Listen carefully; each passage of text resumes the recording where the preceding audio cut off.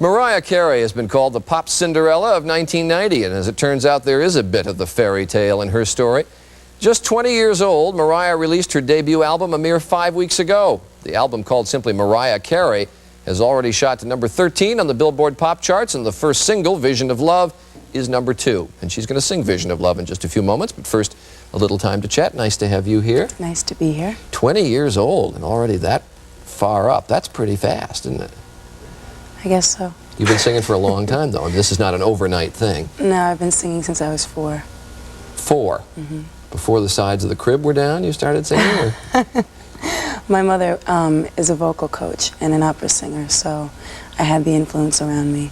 There was always, you know, music playing in my household. My brother and sister are 9 and 10 years older than me, so they would be playing like Aretha Franklin, Stevie Wonder, Gladys Knight.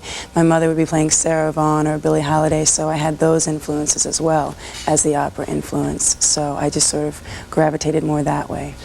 You know the music business better than I. 20-year-olds don't wind up with number 2 singles within 5 weeks. Some do. First, every clip. I mean, I read about 6, 7 printed articles about you. Every one of them mentions a similarity in voice to Whitney Houston. Does that drive you crazy?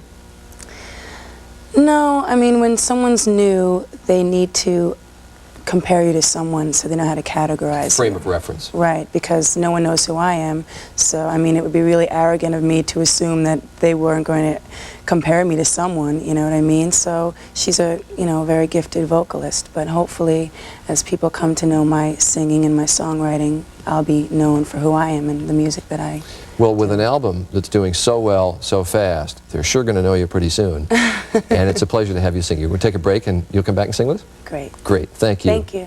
Mariah Carey, singing when Good Morning America continues.